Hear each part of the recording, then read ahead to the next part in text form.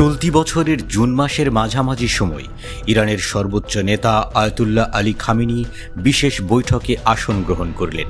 তার চোখে মুখে ছিল স্বভাব সুলভ দৃঢ় আত্মবিশ্বাসের ছাপ। সামনে বসেছিলেন বিশেষজ্ঞ পরিষদের সদস্যরা, দেশের নীতি নির্ধারণে যারা গুরুত্বপূর্ণ ভূমিকা রাখেন। খামেনি বললেন, যদি আমরা অর্থনীতিতে শক্তিশালী হই তাহলে নিষেধাজ্ঞার কোনো অর্থই থাকবে না, তখন তার প্রয়োজন ফুরিয়ে যাবে।